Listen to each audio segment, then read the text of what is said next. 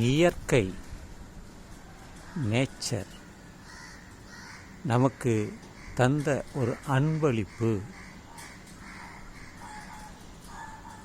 5 நிலம், நீர், காற்று, நெருப்பு, ஆகாயம். இந்த 5ம் நமக்கு கொடையாக இயற்கை தந்துள்ளது. இது இல்லை என்றால் இந்த பூமியே இல்லை.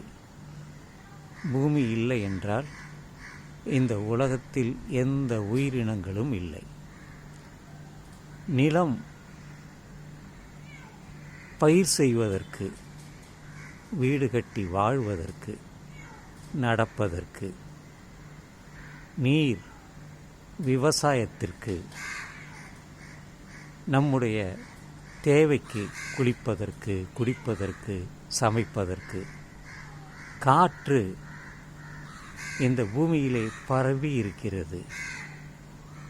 எல்லோருக்கும் தேவைப்படுகிறது. எல்லா உயிரினங்களுக்குமே காற்று தேவைப்படுகிறது. நெருப்பு சூரியன் தருகிறது, வெப்பத்தை தருகிறது. நாம் உருவாக்கிக் கொள்கிறோம் நெருப்பை, சமைக்கிறோம். குளிருக்கு தேவையாக இருக்கிறது அந்த சூடு. ஆகாயம் எதற்கு என்றால் ஆகாயத்தில்தான் அனைத்துமே இருக்கிறது. எல்லா சூரியன்களும் நாம் பார்ப்பது சூரியன் அருகாமையில் 15 பில்லியன் கிலோமீட்டருக்கு தொலைவில் இருக்கிறது. ஆனால் அந்த சூரிய ஒளியினால் எல்லா உயிரினங்களும் வாழ்கின்றன, நம்மையும் சேர்த்து. அதனால்தான் நமக்கு இயற்கை தந்த கொடை. இது இல்லாமல் எதுவும் இல்லை. எத்தனையோ கோள்கள் இருக்கின்றன. ஆனால் அங்கே ராக்கெட்டை அனுப்பி தேடுகிறார்கள். தண்ணீர் இருக்கிறதா, மனிதர்கள் இருக்கிறார்களா, உயிரினங்கள் இருக்கிறதா என்றெல்லாம் ஆராய்கிறார்கள். பல வருடங்களாக, ஒரு 50 வருடங்களுக்கு மேலாக ஆராய்ச்சி செய்து வருகிறார்கள். எதுவுமே இல்லை.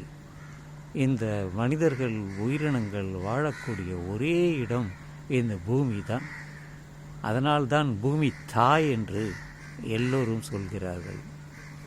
எப்படி தமிழ் தாய் என்று சொல்கிறோமே, அதுபோல பூமி ஒரு தாயாக இருக்கிறாள். ஒரு தாயானவள் பிள்ளைகளை சுமந்து பெற்றெடுக்கிறாள். அதுபோலவே இந்த பூமியும் எல்லாவற்றையும் தன்னிடமே சுமந்து பிறகு திருப்பி தருகிறது. அதனால்தான் இந்த இயற்கையை நாம் பாராட்டுவோம், அதை பாதுகாப்போம். அந்த வளங்களை எல்லோருக்கும் பகிர்ந்து கொடுப்போம்.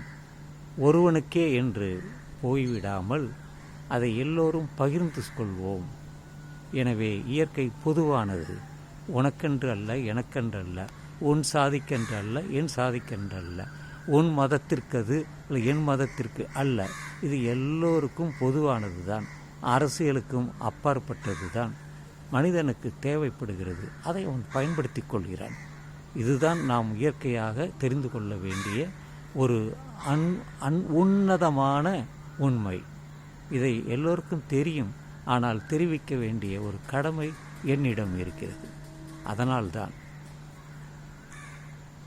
இயற்கையை பற்றி பேசுகிறேன், உங்களுக்கு தெரிவிக்கிறேன். எல்லோருக்கும் அது உங்களுக்கு பிடித்திருந்தால் பகிருங்கள்.